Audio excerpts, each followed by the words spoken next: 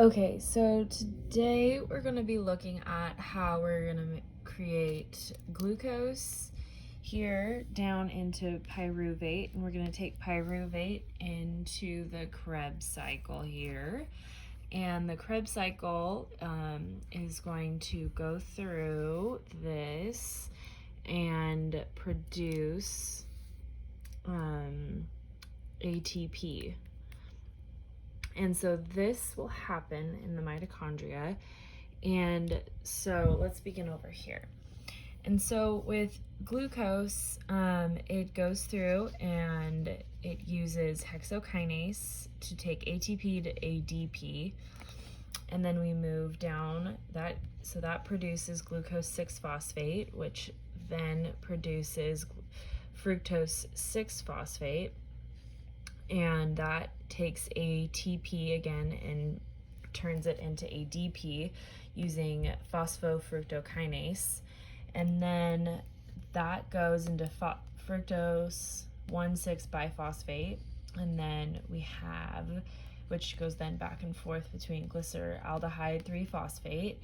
And that then that uses the glyceraldehyde phosphate 3-dehydrogenase. Is glyceraldehyde 3-phosphate dehydrogenase, sorry.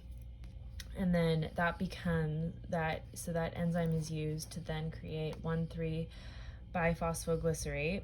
And then this has 2 ADP molecules that turn into 2 ATP molecules, which is what we want. And then it goes to phosphoglycerate. And then so phosphoglycerate kinase is used to produce phosphoglycerate.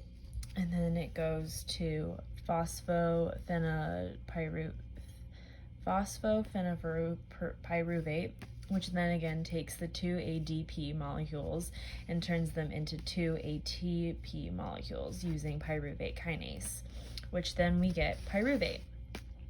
So going back over through this to look at how many molecules of ATP we have through this process, through the glucose to pyruvate process, we have hexokinase over here in step 1. It used 1 ATP molecule to become 1 ADP molecule. And then in step 3 here, we took phosphofructokinase. That enzyme helped to take 1 ATP molecule and turn it into 1 ADP molecule. So that means that so far in this process, we have used 2 ATP molecules. And then after that, we started to use ATP or ADP to create ATP. So we use the glyceraldehyde 3-phosphate dehydrogenase to get 6 ATP molecules. So this is a negative, and then this is now positive, and then this is again positive. So the phosphoglycerate kinase here in step 7 gets us 2 ATP molecules, and then in step 9 we have pyruvate kinase, which is going to get us another 2 ATP molecules.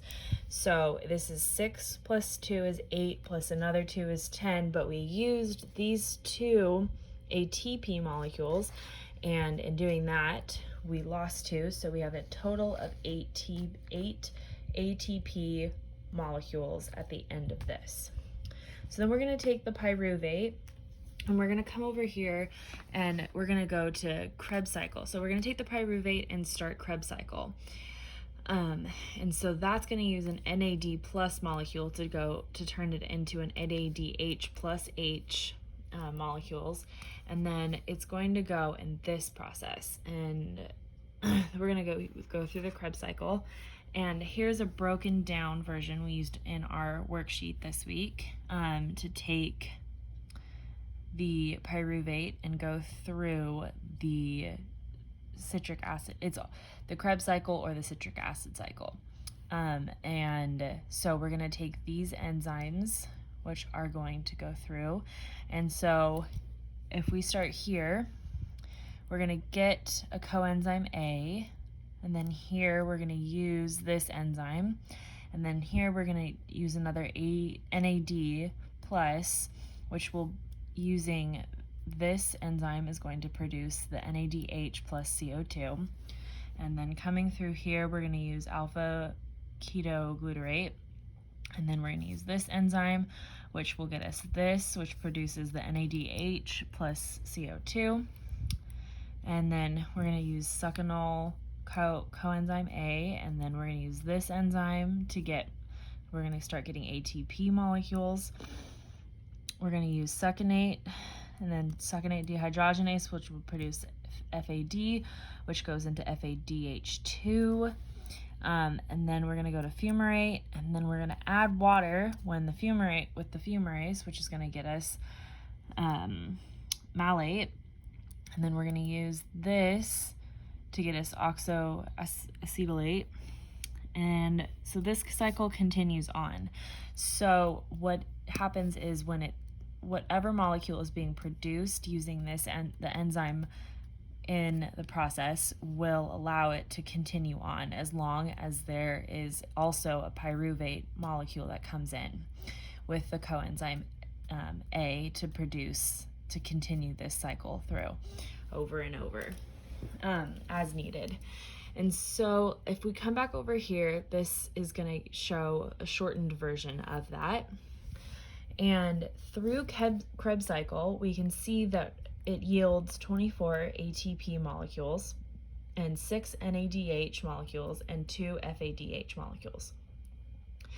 And then the energy that occurs in the anaerobic glycolysis will get us 2 ATP molecules.